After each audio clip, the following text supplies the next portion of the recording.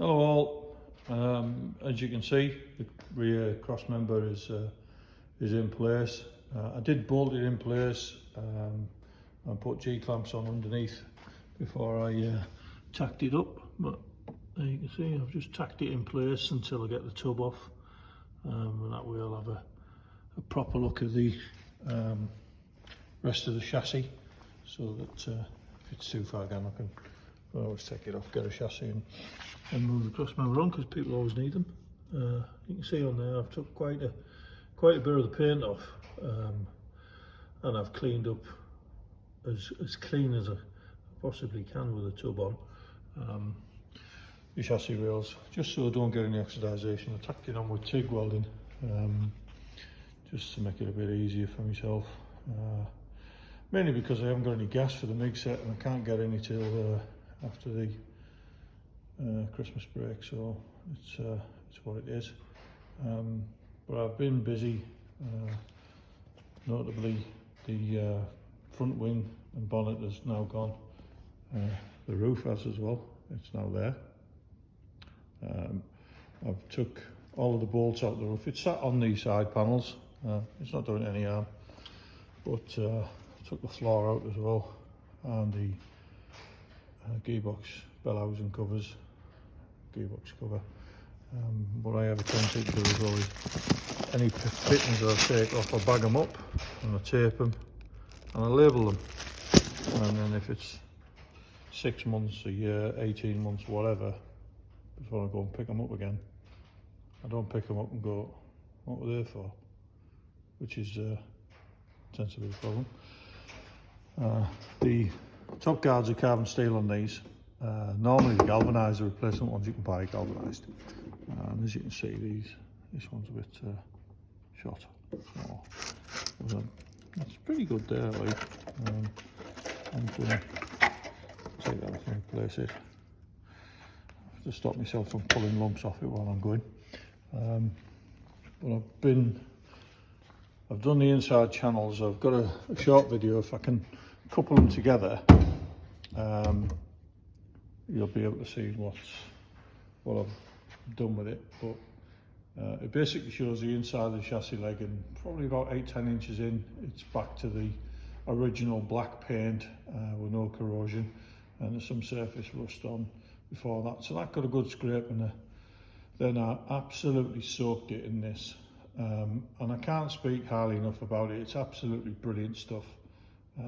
It completely reverses the corrosive action rust, so it neutralises it and removes it to the point you can actually weld to it. What I tend to do when I've used it before is get as much of the rust off as I can, and it's only the pitted areas or really tough access areas that I absolutely soak with this. I mean, I still coat it on if I've cleaned it up, but it gives a good base. And then I normally put a zinc-rich primer on top of it before I put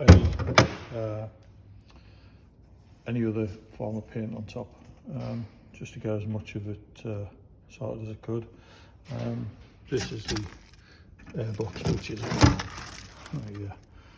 I need a new one of them. A free snail, that one. So. Well, yeah, so that's where I've got up to now. Took the fuse box cover off. Really had a good look at the extent of how bad the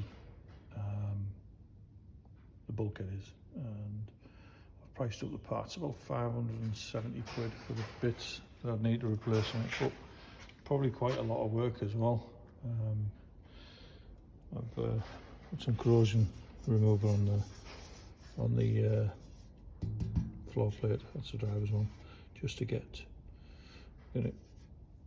I'll probably sand it off and give it a bit of a polish as well to get it right, to clean it up. The passenger side's pretty good. The gearbox cover's in really good condition. There's a couple of bits on this. This is the bell housing part. It's corroded there, but I've put the old rust converter in, as you can see. Quite a good job of that. It's quite mad how you do it. I mean, I'll just show you some. I used what's left of the brush what was on the brush, on the chassis. Now this here is how this was, and all I've done, I haven't scraped it off or any of that. I just basically cleaned the brush on it, and that's what it does. And you can actually use it as a primer. I won't. I mean, and that'll get a great deal more rubbed off on it as well. But as you can see, the old girl's a bit tired. You can see how bad that outrigger is. This is the worst one. I mean, they're both going to come off and be replaced. But yeah.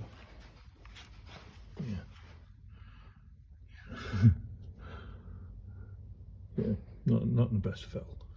But passenger one's really bad. Driver's one's bad as well. But I'll manage with it. So plan is, next bit, get the seats out, get the seat box out, rails off,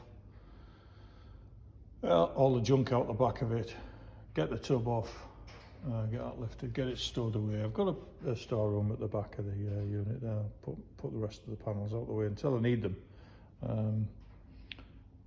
I think we'll be collecting doors now. So I took the driver and passenger door and the rear door off this one because they were absolutely hanging. I needed replacing. And then I purchased two, as I said in the previous video, two front doors and a rear door. Two front doors from a 2014, rear door from a 2016 Land Rover, which fits. And then what else I've got to do? I want to put a heated windscreen in it at some point. I'm just working my way through it at the moment. I'm just trying to stop myself from pulling bits off. But it'll be fine. It'll come out all right. It'll polish up quite well. The windscreen frame's really good, to be fair. Got no rust in it whatsoever. And bizarrely enough, part of the bulkhead's okay, and the other half looks like it's belonged to another car, but it's still got some corrosion in here. I need to get that off. So I'll get it sorted. But, so the rest of the strip down, I'll probably get a day between Christmas and New Year and have a real go at it to see where I can get. The target for that will be, as I said, the front seats out, seat box out, windscreen off, and if I can leave it with just the chassis and the bulkhead and then the running gear on, I'll be quite happy, and then I can start having a real good blast at it to see how bad the corrosion is. And then once I've done that, I'll do another video. So and there it is, onwards and upwards. Had a few comments on the M3. There's a target to do some work on that as well over Christmas and New Year. Someone come up and we'll tack the reinforcing plates in, and I'll show you how we do them and how I think's the best way to do them anyway, or I've found the best way to do them. It's all about finding how easy it is for yourself. I mean, this outrigger is not too bad. Front horn, still not great, but it'd be an easier repair than the other. Well, the front cross member, the radiator panel, it's absolutely hanging. And underneath is just gone completely. You can put your hand right through it. I don't know if you can see there. That's me. Put my fingers through the bottom of it. Yeah, most of that rust off that back end and the floor, or scraped off, has come from that. But yeah, I think that's as far as I can tell you at the moment for what I've done.